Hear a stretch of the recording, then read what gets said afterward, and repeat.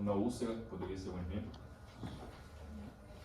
Una úlcera sobreinfectada, digamos. Ya, pero cuando hablamos de piodermitis, ¿qué enfermedades entrarían? Sin mirar, ¿no? Sin mirar. Quizás aquela enfermedade que pueda producir pus. Vamos a terminar con las infecciosas. Hemos visto hongos, vamos a ver bacterias, algunas enfermedades, sí, por bacterias, y vamos a ver las enfermedades virales. ¿Sí? ¿Les parece?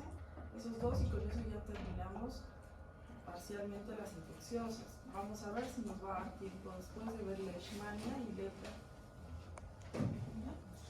Ya, doctor. Entonces, cuando les digo bacterias, ahora sí, ¿qué enfermedades se les ocurren?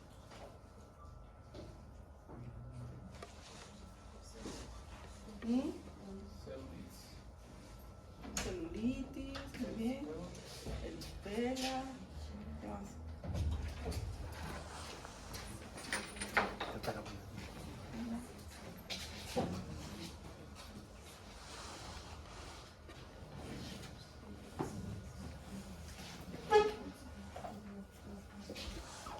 Vamos a ver estas dos que son las principales. Obviamente tenemos un mundo de bacterias, pero nos vamos a enfocar en estas dos, que son el estáfilo y el estrepto. Entonces la piodermitis son infecciones producidas por o estáfilo o estrepto. Las vamos a diferenciar. A veces no se puede diferenciar si yo tengo un impétigo de origen estafilococo o estreptococo. No se puede. Entonces, ¿qué estudio necesitamos para diferenciar gérmenes? ¿Qué le pedimos? ¿Cultivo de qué? ¿De qué? A ver, dígame. Yo soy su interna. ¿De azar? ¿Perdón? ¿Cultivo de azar? ¿De azar? No, ¿cómo mandan su orden? Me han tomado la muestra, han sacado pus. ¿Qué? Cultivo de lesión de piel. ¿Qué más? ¿Cómo era para hongos? Micológico, directo y cultivo de uñas, de ambos halus. Ya. Y para este cultivo bacteriano, pueden poner cultivo para gérmenes comunes, ¿sí? O gram, ¿ya? Gram o cultivo para gérmenes comunes, y les van a hacer de tal lesión, ¿no? Se les pone en el sitio. Podemos tener una infección primaria directa que nos cause, que colonice la piel y nos haga una lesión. Una infección secundaria quiere decir que yo tengo una alergia en un niño en la cara y el niño se rascó con la manito y se sobreinfectó, que es una secundaria, y eso llamamos la impetiginización.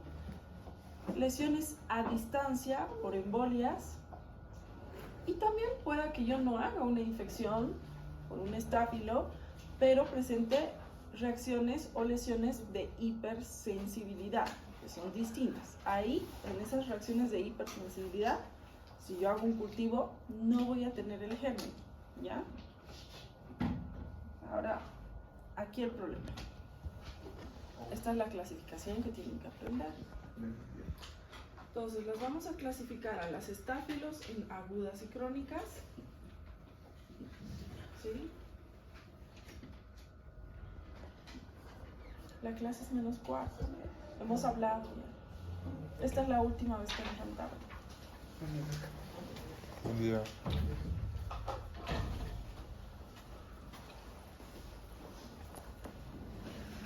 Agudas y crónicas, ¿sí? En anexiales y extraanexiales. ¿Qué quiere decir con anexiales? Lesiones que colonizan el folículo, la unidad pilosebácea, y las que no van a entrar dentro de la unidad pilosebácea. Entonces, ¿quiénes están en las agudas? Una foliculitis, un impétigo estafilocócico. Fíjense que el impétigo también está mal escrito allá, pero tenemos en los dos, estáfilo y estrepto. ¿Cuál es el más común? El estrepto, ¿ya? Forúnculo, antrax, empanadizo. En las crónicas vamos a ver la hidradenitis, entra el acné conglobata,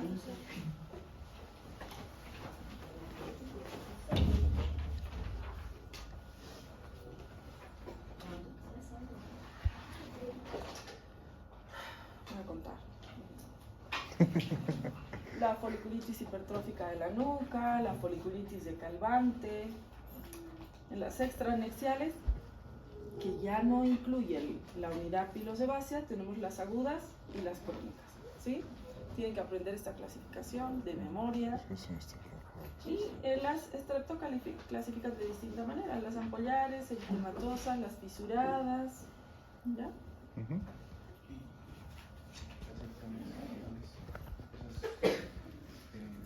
No entran dentro de la unidad pilosebácea.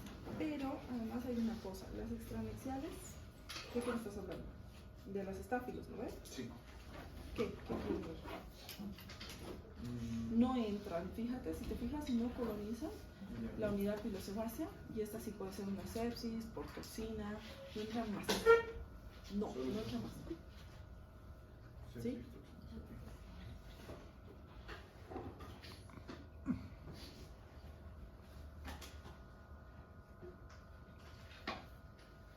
Bueno, entonces vamos a ver la estáfilo. Acuérdense, todos tenemos estafilococo en la piel, todos. Es parte de nuestra microbiota.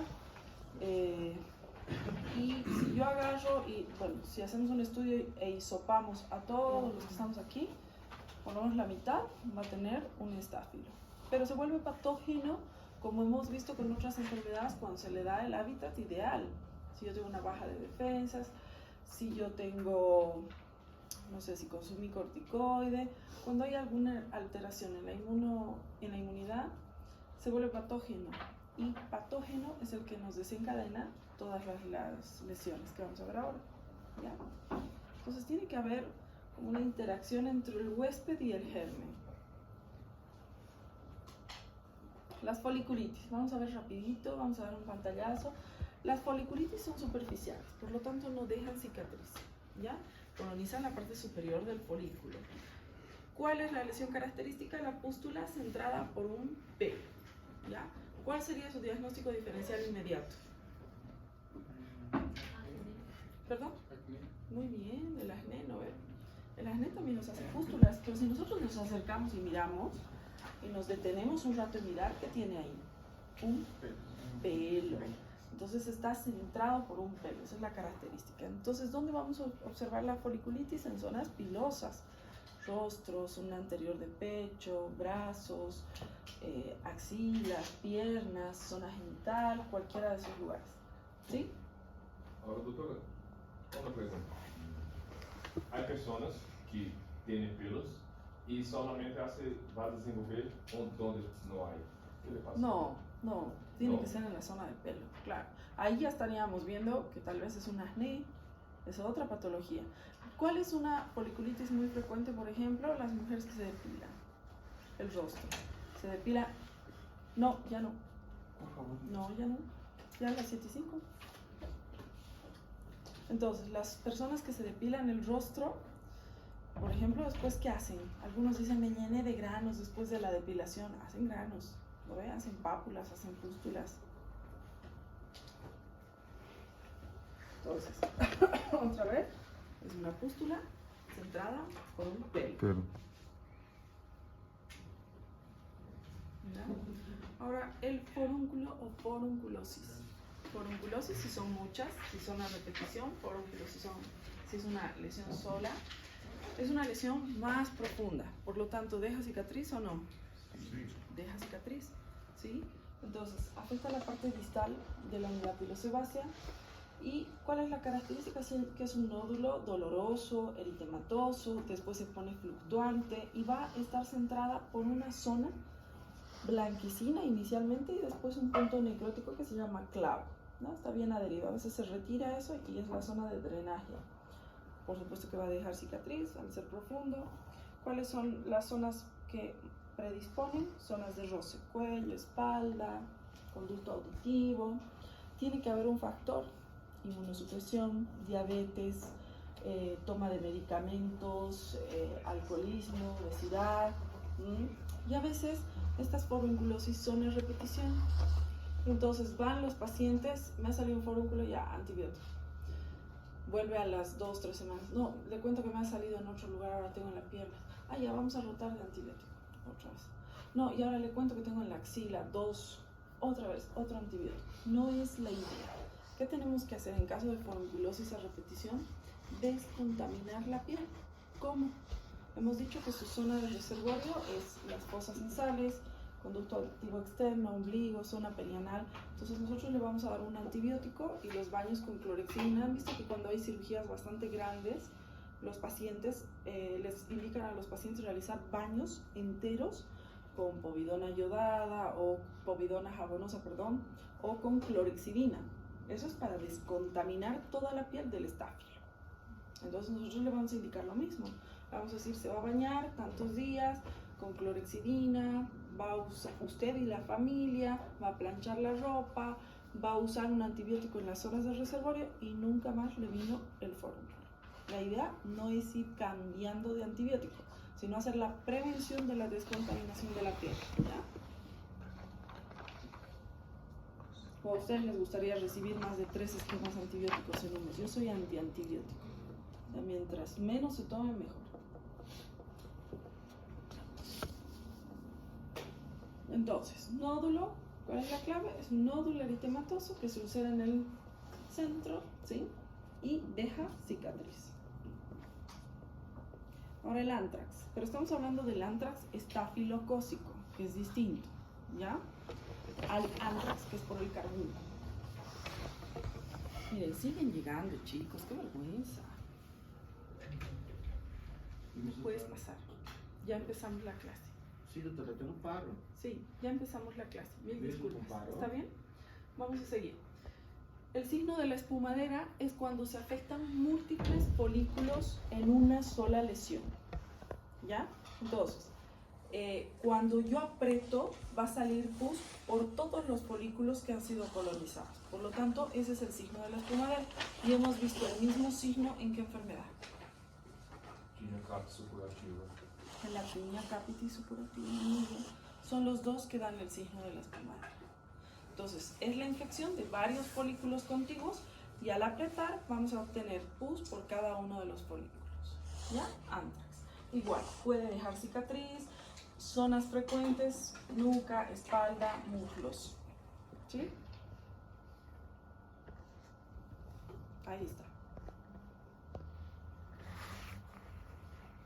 E destes, ao momento de pressionar, algum folículo vai sair mais ou todo? Sí, claro, por supuesto, como en la foto, ¿no?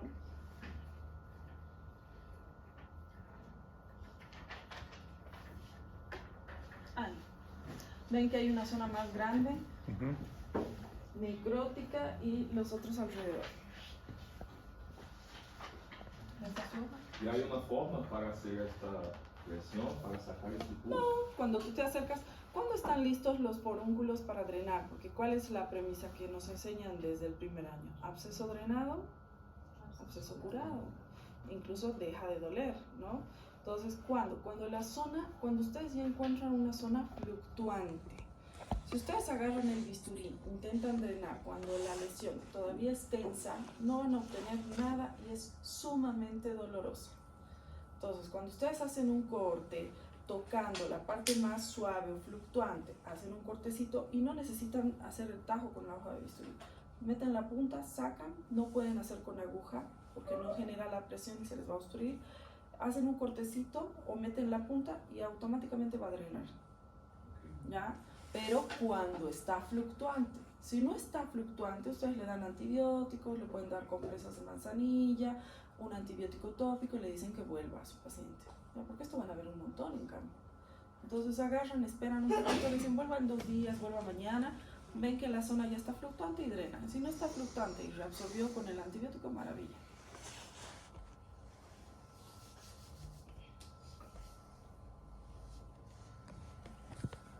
El panadizo es una infección periungual, ¿ya? Puede ser por estáfilo o estrepto, lo más común es el estáfilo, se caracteriza por eritema, tiene un borde doloroso, es un solo dedo, ¿ya? Y si se dan cuenta, la lámina unguial está intacta, o sea, no hay afectación de la uña, ¿ya? ¿Alguna vez han tenido un panadizo? Jalan piel, se hace una bola roja, duele, drena a veces pus. Si la lesión no es tan severa, se maneja con antibióticos tópicos. Si la infección es muy importante, se inicia antibiótico vía oral. Menciónenme un antibiótico tópico. ¿Qué van a hacer de receta? Porque de aquí a un semestre más ya son médicos. El internado ya se van a ir a campo.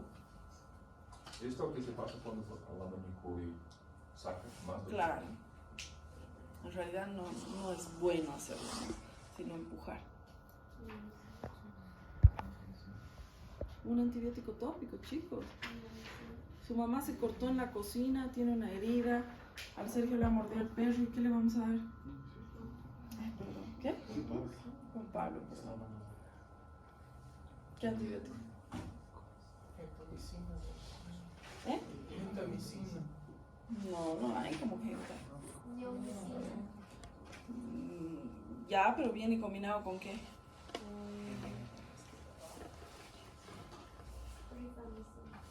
No, irrita mucho, no es un antibiótico que usamos habitualmente en piel, usan mucho los cirujanos, pero nosotros no.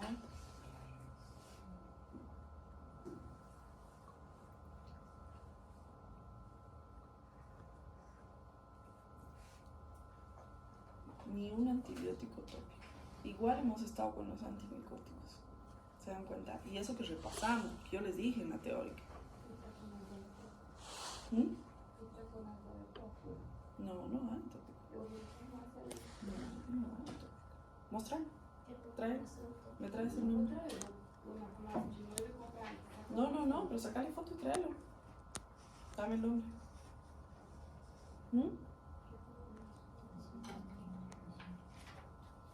Bacitracina, neomicina, ácido fusídico, ¿sí? Neomicina sola no. Bacitracina, neomicina, ácido fusídico, mupirocina, que es uno muy bueno, es el que usamos para descontaminar la piel, nada más que es muy caro, ¿sí? El más económico, la bacitracina, hay en los seguros, ese es el que tenemos en el INAME, o sea que ese es el que se puede usar y no es exageradamente caro, comparado con una mupirocina de 200 pesos.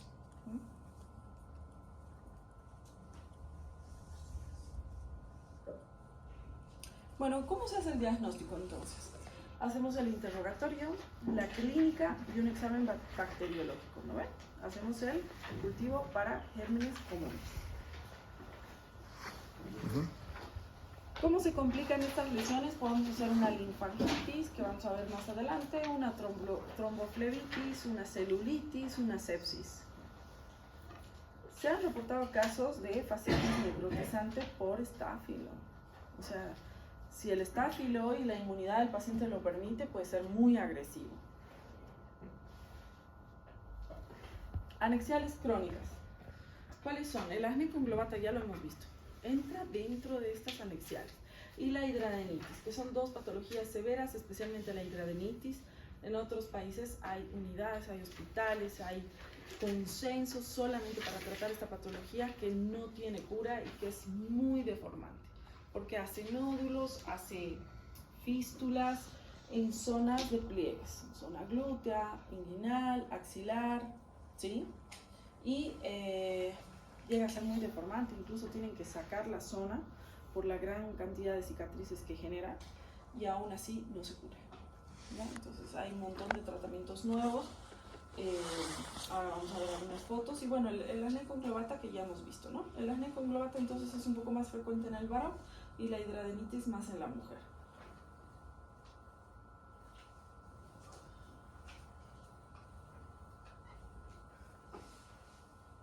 Hemos visto que el acné conglobata y en realidad el fulminante es el más severo, ¿no? El fulminante es propio del varón acompañado de síntomas sistémicos.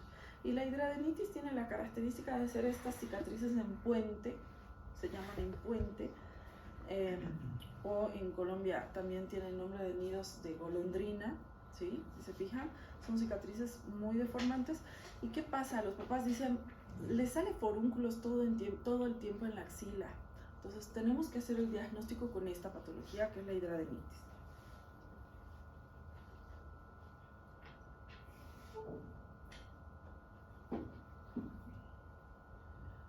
Diagnóstico lo mismo, ¿no? Hacer clínico principalmente para las hidradenitis podemos biopsiar, hacer una tinción de Gram, fijarnos los diagnósticos diferenciales como una foliculitis, una foliculosis a repetición.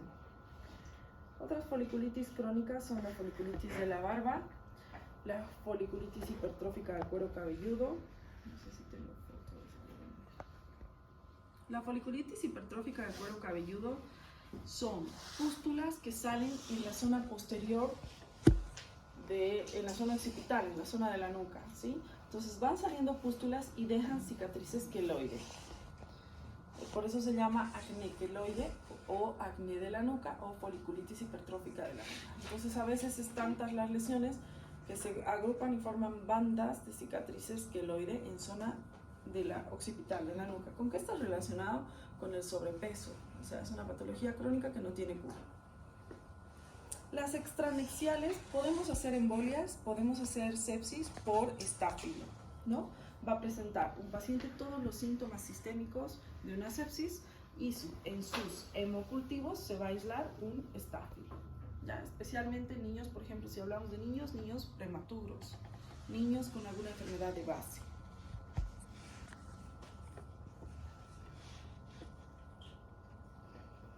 Y por toxinas, ¿no?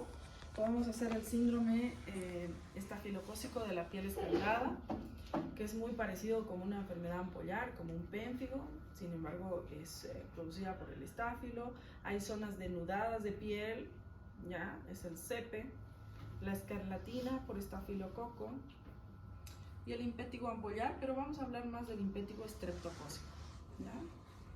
Ya les digo, si les queda la duda, porque a veces la clínica es la misma, hacemos un cultivo.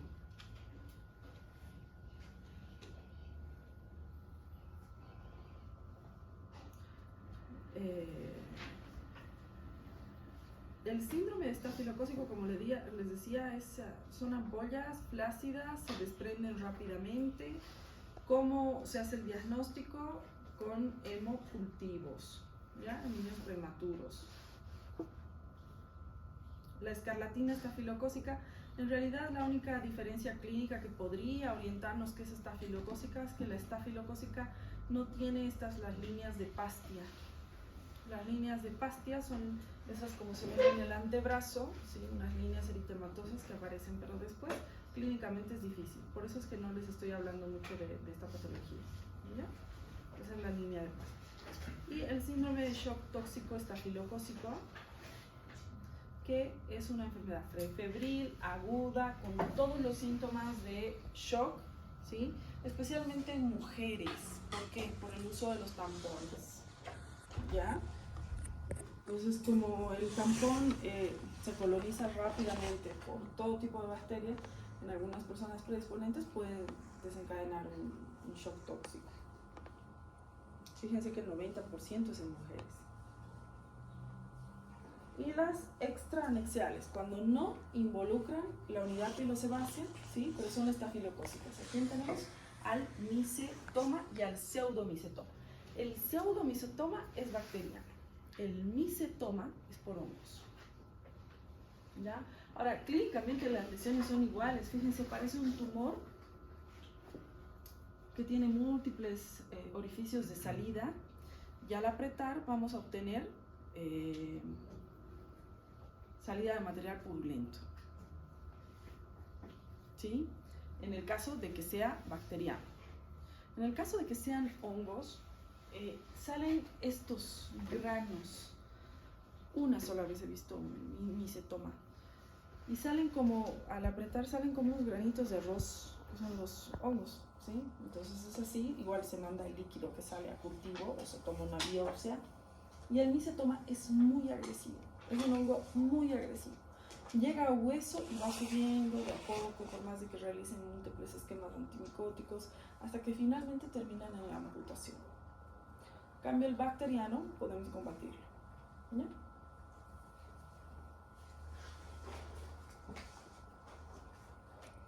¿Qué podemos usar? Tenemos aguas astringentes, ¿sí? El agua de Alibur, el agua blanca del Codex, son aguas que se pueden usar para limpiar las heridas. Podemos usar el permanganato, ¿ya? El permanganato tiñe de fucsia, por si acaso. Y tenemos los antibióticos, ¿no? Mupirocina, bacitracina, ácido fucídico. La outra anterior, permanganato de potássio com glicerina. Sí, la glicerina en realidad no te la mencioné porque no la usamos, ¿no? Mejor es... Entonces, nesse caso, solamente o permanganato de potássio? No, el permanganato se prepara. Es para meter los pies, o sea, es un agua fucsia. Puedes usar. Yo lo que uso o lo que usamos más ni siquiera son las aguas astringentes porque aquí no las tenemos, estas. Es directamente antibiótico tópico y la limpieza con solución fisiológica, que para mí es lo mejor. O sea, mientras la higiene es muy importante. Hay pacientes que les sacas un quiste y no se bañan por miedo a cuidar la herida. En realidad, pues cuidar 1 o 2 días, pero después la ducha es lo más importante, porque la ducha es la que barre los gérmenes. Y antibióticos tenemos, ¿qué podemos usar? La cefalexina, que a mí me gusta mucho, la dicloxacilina, la cefradina, podemos usar eritro, amoxiclavulánico en casos de mordeduras, ¿no?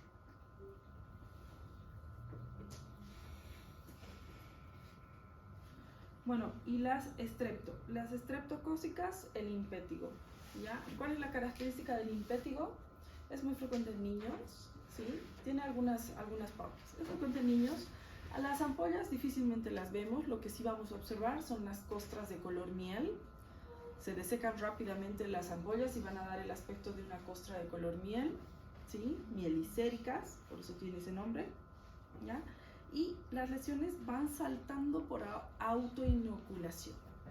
Si yo tengo la lesión aquí, los niños empiezan a rascarse, llevan la lesión acá, o sea, tienen en distintos lugares. Ese es el diagnóstico diferencial con el herpes. Porque el herpes también se puede impetiginizar. Si yo tengo vesículas, todo lo que tenga vesículas se puede sobrecontaminar, ¿sí? Y también puedo tener la misma costra mielicérica y sin embargo es un herpes. Entonces, ¿cómo diferencio? Porque el herpes es en un solo sector, ¿verdad? No podemos tener un herpes aquí y aquí y aquí y aquí, no. En cambio, el impétigo por autoinoculación, por autocontagio, sí podemos tener en varios lugares del rostro, ¿ya? Esa es la característica. A ver, a mí me sale re bien y aquí le tomar la foto. Tener costras color amarillento, niños, especialmente rostro, brazos. Doutor, la evolução dessas enfermidades é em dias, semanas? No, días. Es una infección aguda. ¿Qué pasa si el impétigo que yo estaba esperando que sane, no sana? Al contrario, tiene una evolución tórpida, evoluciona mal y se ulcera. Y me hace una úlcera sangrante. Ese es el ectima. Por eso tiene la definición de que es la evolución tórpida de un impétigo. O sea, la mala evolución de un impétigo. En lugar de sanar, empeoró. ¿Ya? Yo una vez vi un señor que tenía una lesión que parecía leishmania, pero el señor nunca viajó, era de acá, o sea, no había el antecedente de cómo iba a tener una leishmania. Y en realidad era un ectima, ¿no? Una mala evolución. Hay que preguntar cómo empezó, cómo evolucionó, cómo empezaron las lesiones, si tuvo una costra amarillenta, qué le dieron de tratamiento.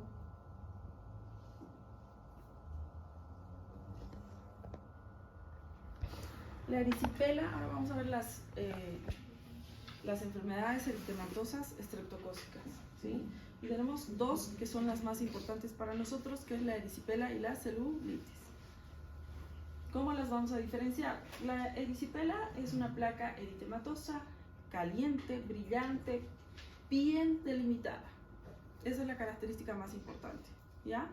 Que yo al mirar sé hasta dónde es la lesión, hasta dónde es la piel comprometida y a partir de dónde es la piel sana. Se delimitan bien las lesiones. ¿Por qué? Porque es más superficial, ¿ya? Vamos a tener síntomas sistémicos, porque estamos hablando de una infección de piel. Va a tener fiebre, malestar general, dolor. Y toda lesión de rostro es para internación. Tanto una erisipela como una celulitis de rostro, celulitis que se interna. ¿Ya? ¿Por qué? Esta via limitada, sua limitação é com relação ao sul cesante ou com relação à profundidade do lado? Ahora vamos a ver. ¿A qué se refiere con...? ¿Por qué se interna la celulitis del rostro? Muy bien. Por el riesgo de meningitis. Exactamente.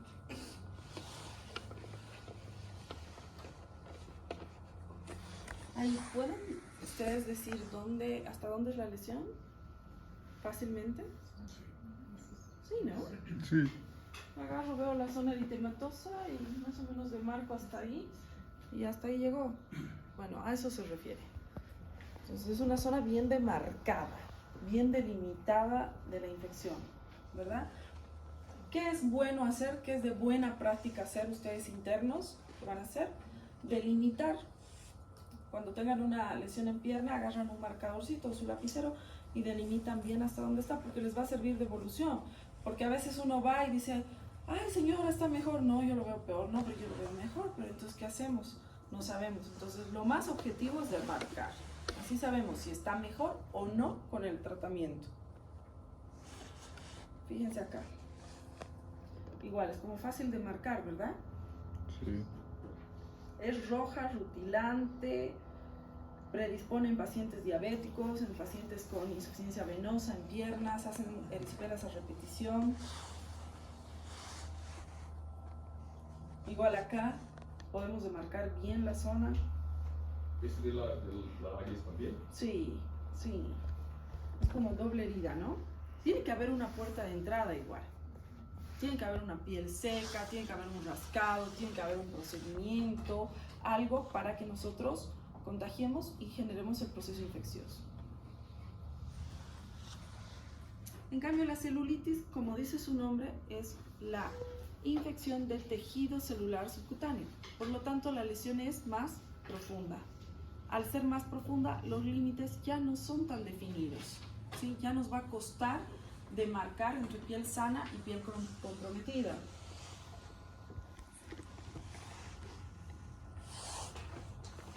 Vamos a ver una foto. Esta es muy mala. Esta es muy mala mi foto. Perdón. Les voy a traer otra. Les debo. Vamos a hacer el ejercicio de reconocer la próxima clase. Pero, en el peor de los casos, si hago el esfuerzo, no voy a poder identificar hasta dónde es la piel comprometida. ¿Ya? La segunda clase será como el día de la microparcial, que vimos la imagen y hablamos del nombre. No, van a dar microparcial escrito. Así que escúchenlo. La próxima clase. No. No, la Vamos a subsiguiente. avanzar una más y la próxima. Bueno, las fascitis no las vamos a ver, las vamos a ver rápido. Ya saben que las fascitis son infecciones que llegan a la fascia y que avanzan muy rápido, muy rápido, y que son de muy mal pronóstico. Pero lo que quiero remarcar es que también en las fascitis se puede aislar estáfilo o estrepto, ¿ya? Las fascitis avanzan muy rápido, ¿ya? Llegan a profundidad. Siempre la gangrena de Fournier es otra lesión bastante importante, ¿no ven?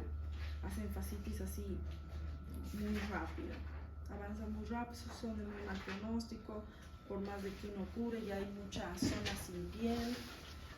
Las linfangitis, que son otras lesiones eritematosas del estrepto, son lineales, dolorosas y ascendentes. ¿Se fijan? Si ustedes se fijan, tienen un trayecto lineal. ¿Cómo son las linfangitis? Tiene que haber igual, lo mismo, una puerta de entrada. Puede ser, no sé, una inyección, una colocación de una vía. Yo vi una vez, pero no era infecciosa, una linfangitis por picadura de abeja. O sea, le picó a la chica, vino al consultorio y empezó a hacer el trayecto lineal hasta el cuello. En ese caso no usamos antibiótico porque había el antecedente de la picadura. ¿Qué hemos usado? Antihistamínico y corticoide. ¿Ya? Pero la característica es que tienen un trayecto lineal y por lo general hay una puerta de entrada. Ahora, las eritrodermias es una descamación eritrodermia, eritema generalizado, y la característica es la misma. Vamos a tener las costras color miel, es la característica o la diferencia para diferenciar de otras eritrodermias, ¿no? Y es una descamación laminar.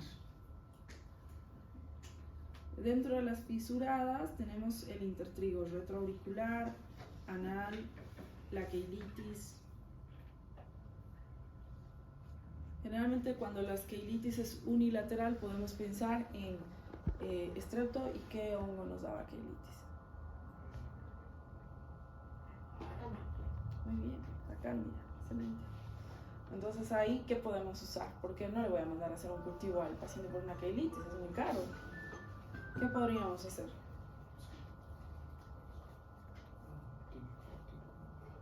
Podemos usar una crema combinada. Ahí están las cremas combinadas, ¿no? Hay cremas que tienen antimicótico, antibiótico juntas y tienen corticoide más. Entonces podemos aprovechar y ponerle una crema combinada. No sabemos si es hongo, bacteria, pero le va a servir. Porque en campo no van a mandar a hacer un cultivo por esto, ¿no? Y si son niños con lesiones bilaterales, por lo general también son avitaminosis, cuando es bilateral. Las queilitis, los intertrigos anales. Vamos a ver un tema más, chicos, tenemos que avanzar. Descansen 2 minutos.